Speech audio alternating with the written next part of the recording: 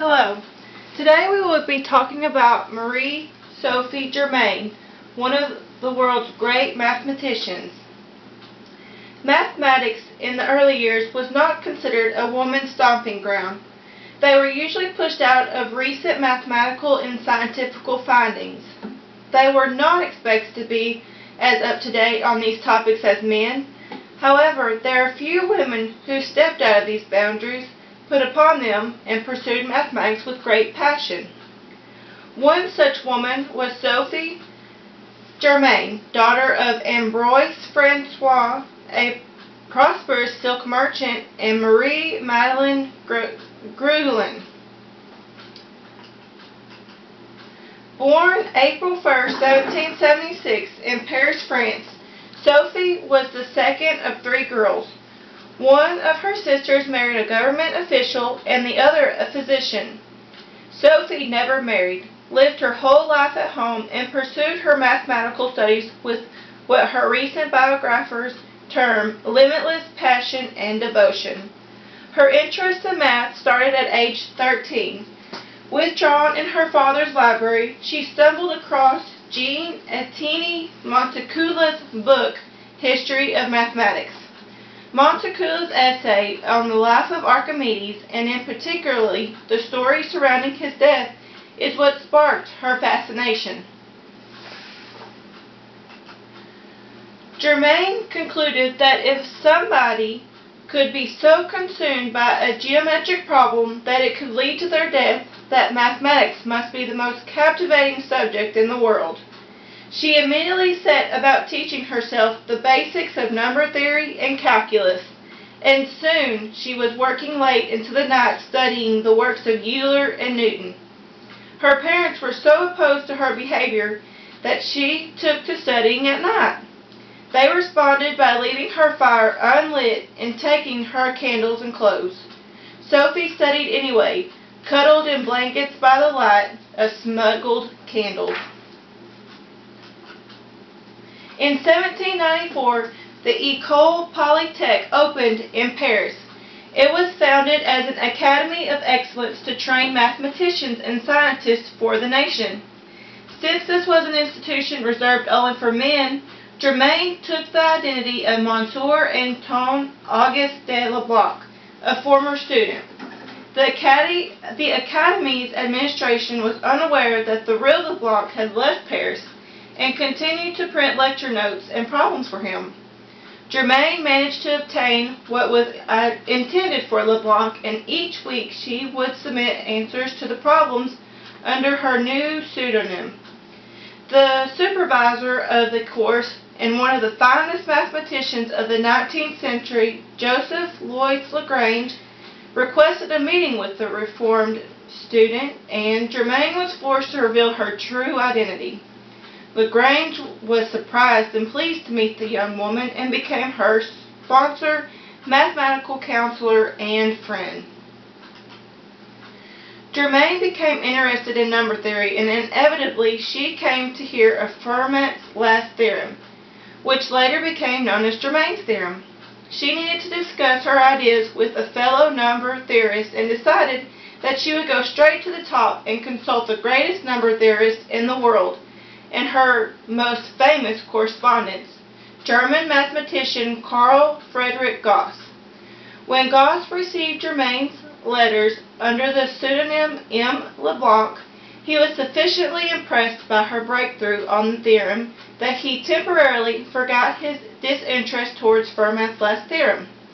Germain had adopted a new approach to the problem which was far more general than previous strategies. Her work on Fermat's last theorem was to be her greatest contribution to mathematics. Germain's contribution would have been forever wrongly attributed to the mysterious Leblanc were it not for the Emperor Napoleon. In 1806, Napoleon was invading Prussia, and the French army was storming through one German city after another.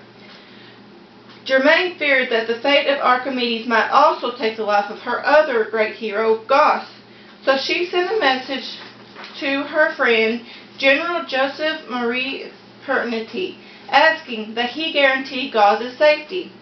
The general was not a scientist, but even he was aware of the world's greatest mathematician, and he took special care of Gauss, explaining to him that he owed his life to Mademoiselle Germain.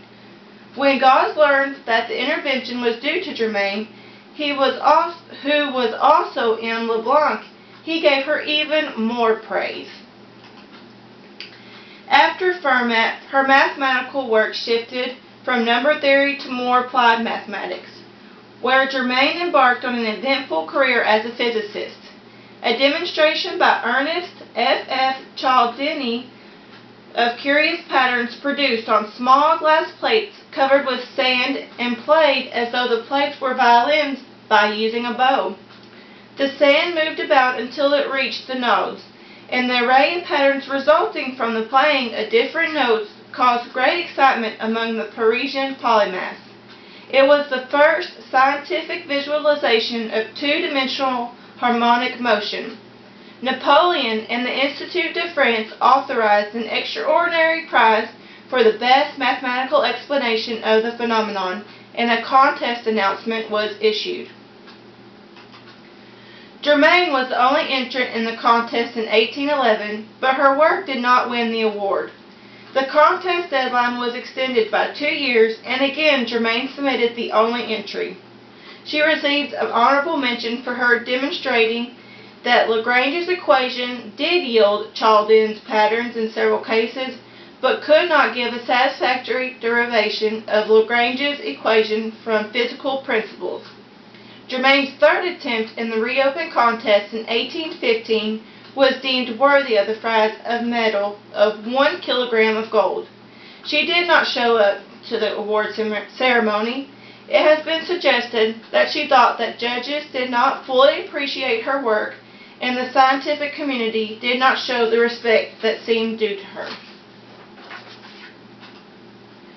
Sophie Germain continued to work on mathematics and philosophy until her death. Before her death, she outlined a philosophical essay and completed papers on number theory and on the curvature of surfaces. She re-established her relationship with Carl Gauss, who convinced the University of Göttingen, which he had worked with, to award her an honorary degree. Unfortunately, before the university could bestow the honor upon her, Germain died of breast cancer on June 26, 1831.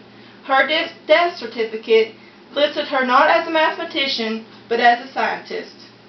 Not as a mathematician or scientist, but rather as a rentier or property holder. These are the sites for which I got my information from. They were all very helpful in helping me gather the most important facts on Miss Germain. And I really learned a whole lot. She was a very significant woman in the mathematics community. I do apologize for any words that I did not spell or say right. I did my best, and I hope you liked it. Thank you.